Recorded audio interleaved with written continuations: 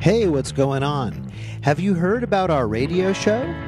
That's right, there's a medical marijuana radio show, and I do it for you every Thursday night at 8:30. In fact, the podcast is available ahead of time every week, and you can get it at 420lawoffice.com. Just click 420 Radio Show, and you can download the podcast, and you can subscribe by clicking a button, and it's going to show up in your phone or in your iPod. So be sure to check out 420 Law Office Radio. I think you'll find it's rocking. All right. Hello, Stuart Richland here from 420 Law Office and here on the YouTube channel. Thanks for touching base. Well, you know, we've had an interesting love affair with cannabis here in this country. George Washington routinely smoked marijuana to alleviate pain from his ailing teeth. His diary recounts his efforts to better cultivate and enhance his crops. He wanted to try to get sensimilla. Thomas Jefferson grew cannabis on his plantation and smuggled Chinese hemp seeds to America. He also is believed to have given special smoking blends out as personal gifts, which is why he makes the list. James Madison once remarked that hemp gave him insight to create new and democratic ideas, and James Monroe began smoking it as ambassador to France and continued to the age of 73. Andrew Jackson has been documented to have smoked cannabis and tobacco cigars along with the troops he led.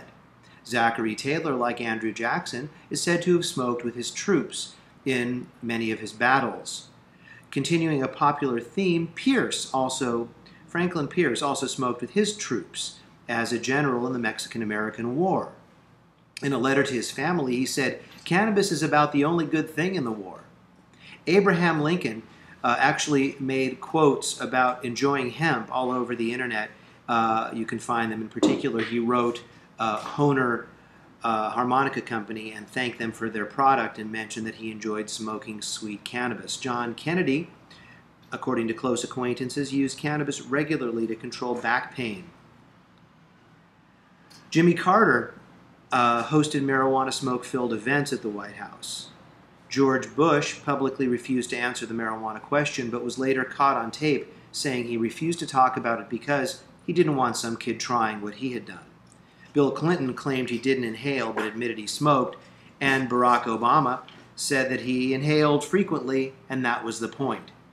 Now, why does the same federal government now want to incarcerate people who are patients for doing the same thing that all of these presidents have done?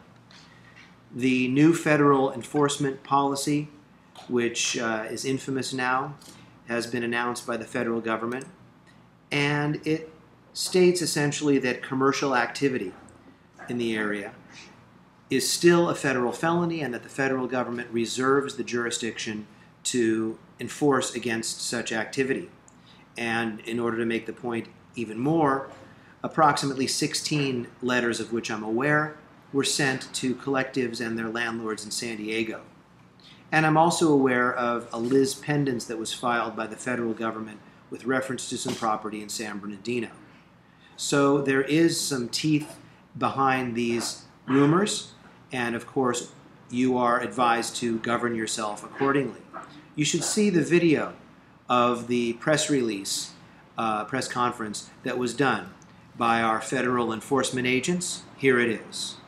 The California Compassionate Use Act was intended to help seriously ill people, but the law has been hijacked by profiteers who are motivated not by compassion, but by money. Even under California law, marijuana cultivation is supposed to be not-for-profit. What we are finding, however, is that people are using the cover of medical marijuana to make extraordinary amounts of money, in short, to engage in drug trafficking. And many of these drug trafficking operations are in plain sight.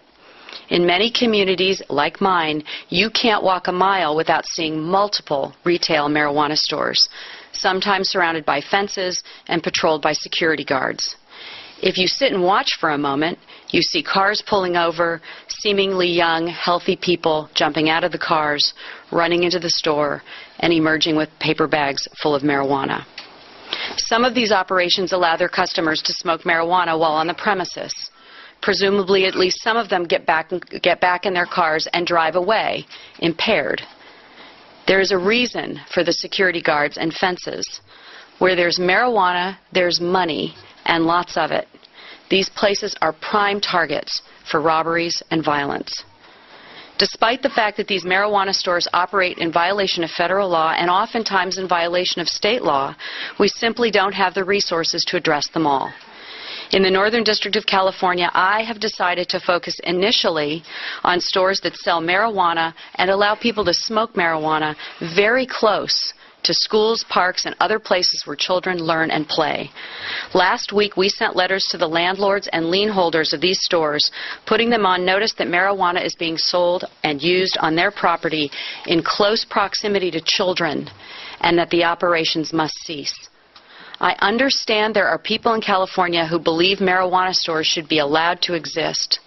But I trust that these same people will all agree we don't need retail marijuana outlets across the street from playgrounds and schools.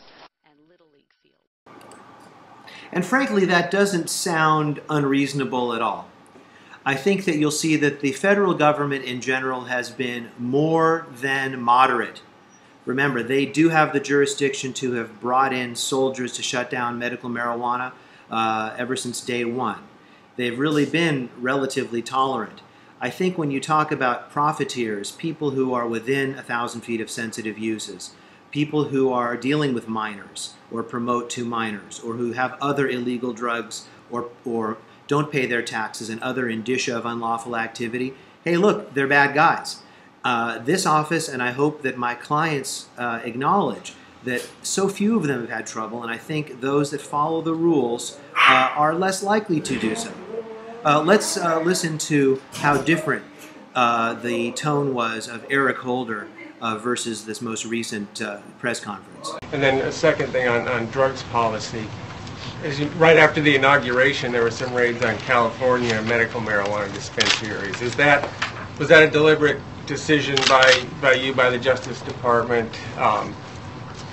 Is that a prediction of policy going forward? Do you expect those sorts of raids to continue? No. What the President said during the campaign. Well, what the President said during the campaign, you'll be surprised to know, will be consistent with what we will be doing here in law enforcement.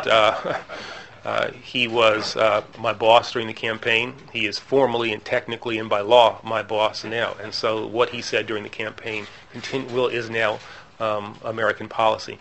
I'm sure, I don't remember what the first question was. Guantanamo.